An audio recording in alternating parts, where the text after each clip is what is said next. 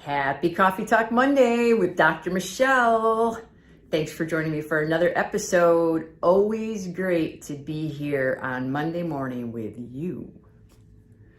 So I've been doing this small series within Coffee Talk, and I've been talking about myself and how I have struggled and developed the mental skills to get beyond those struggles in different areas of my life.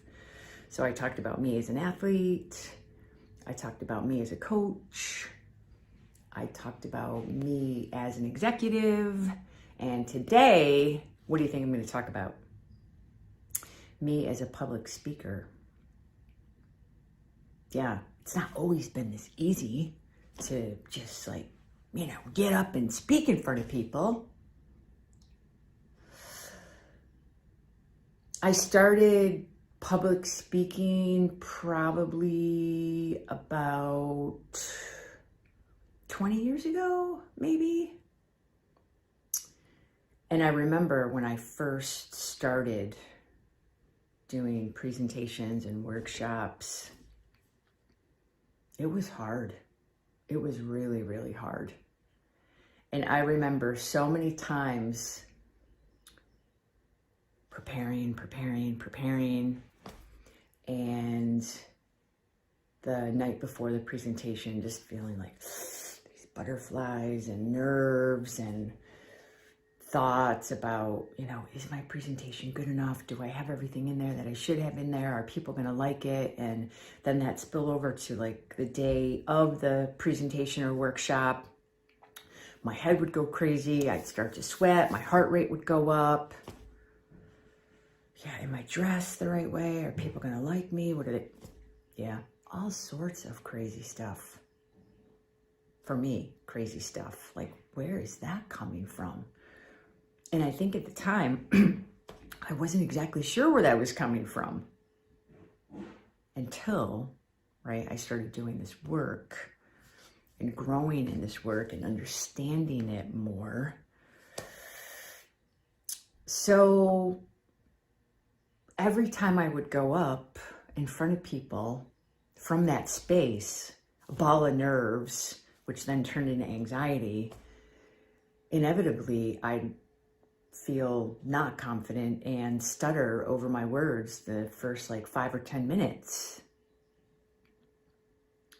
Then as I grew in this work and realized, oh, okay, my head is just doing whatever my head wants to do. I need to prepare it for battle.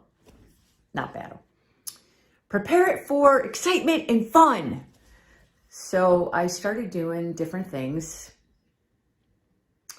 I used music, sometimes motivational videos, watching maybe a movie on Netflix, and all of that was semi-helpful,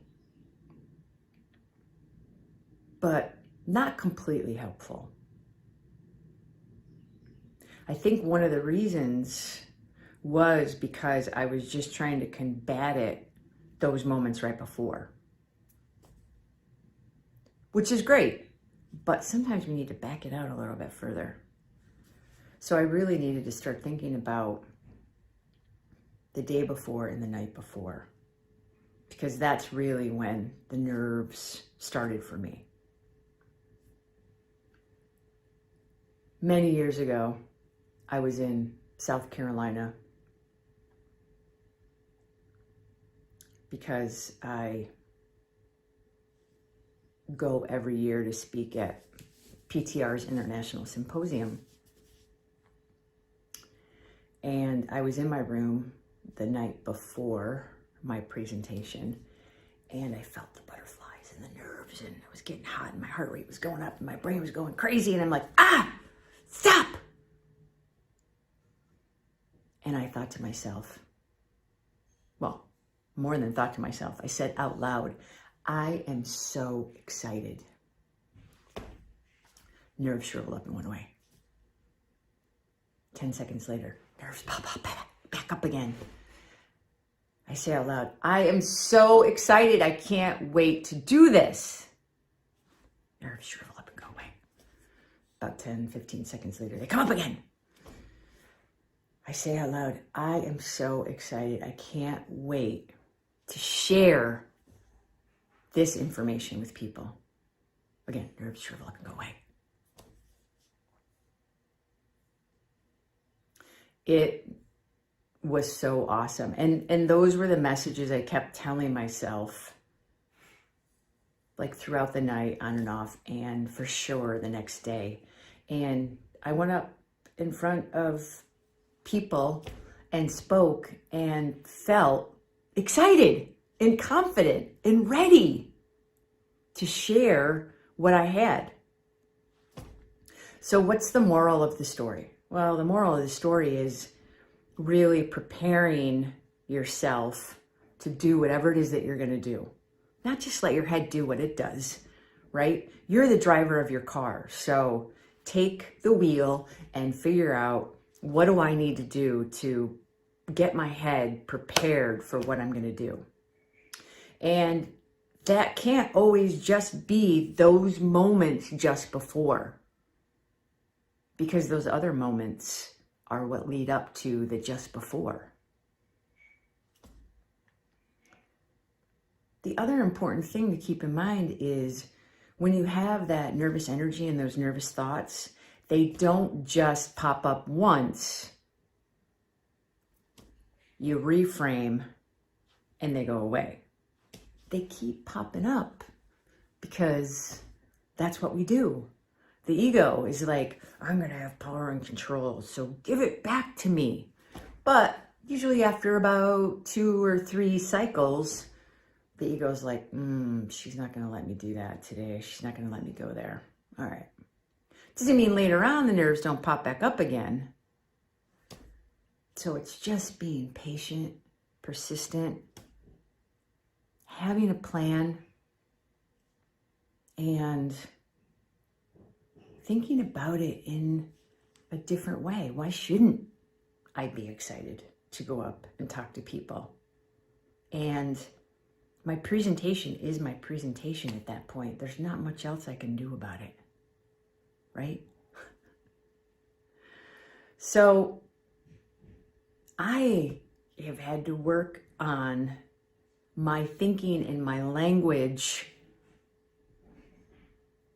and my perception around public speaking, just like you do.